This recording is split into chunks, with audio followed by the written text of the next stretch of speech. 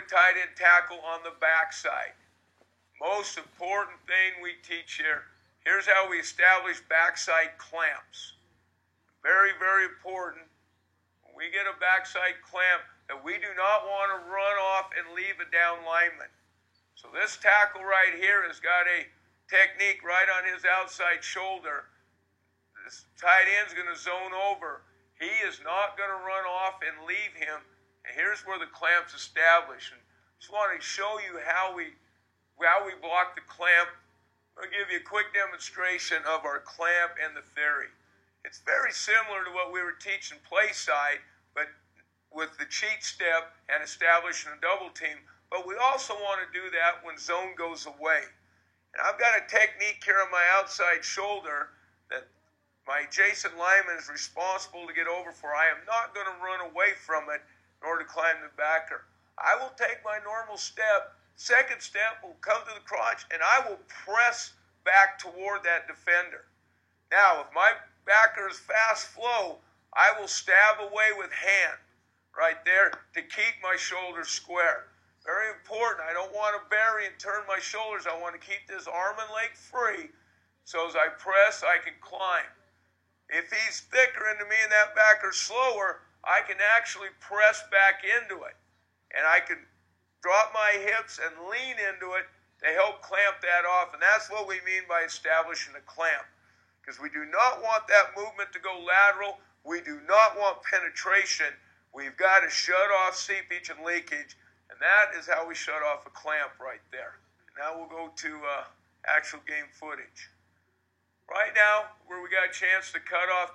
We know a blitz is coming, so we're expecting movement.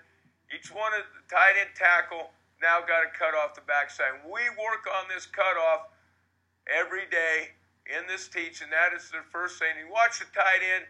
Harry's clamping back. He is pressing back to that defender to keep him from crossing his face. But what that clamp back does, it reestablishes your base, coach. And that's very important. You've got to reestablish the base. Because if you cross over, and you're going to cross over a little bit with this movement. I understand that.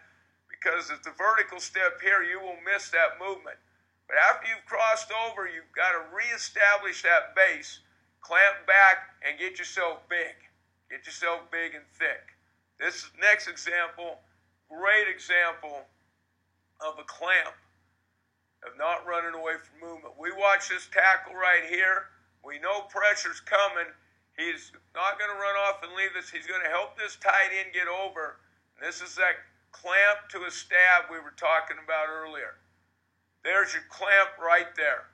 Nice, square, and he turns the shoulders, enables the tight end to get over and dig this thing out.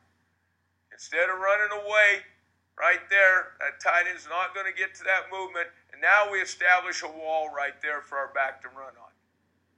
That is the key to any zone, and our zone especially, is we make walls for our back to stay tight on right there. Once again, there's a great example of the clamp on the backside cutoff. So, tight end clamp right there. There's nothing for the tackle to clamp back to. So the tight end is on his own with this pressure coming. There he is pressing back there with the clamp. So he's over. Now you see his hips widen. And he's going to press. He's leaning back into that right there. Shutting off that. Giving us a cutback lane right there. Once again, we establish a wall for the running back to run upon right there. He's able to press, get the backers captured in the movement, and stay tight on that wall. So again, straight zone right here. Pressure coming. Okay? Alerted pressure. So this tackle knows as I zone over, there's pressure coming from my tight end. I've got to help him with the clamp. I've got to do it square shouldered. There it is right there. Steps over. He presses right back into it. Able to come up square.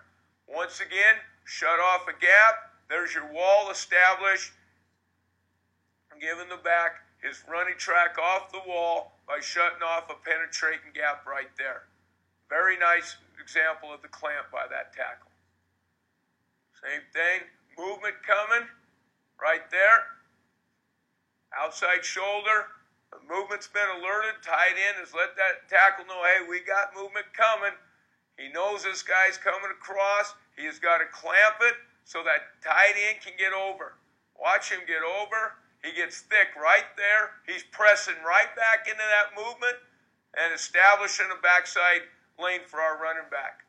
There's the wall. It's again our back, because we're not allowing any penetration in here. Our back is able to press, get the linebacker captured in the wall. Now he's able to stay tight to the wall. We have sealed off, or we've eliminated any seepage or bleeding or leakage.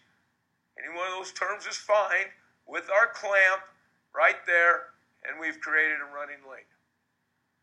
Okay, backside of the Trojan player right here. So tight end is on his own. Show that from the end zone. So we've got a double cutoff right there. Now, and I know I'm skipping a little bit, but now we know we got pressure coming here. Watch our guard. Same technique. He's clamping.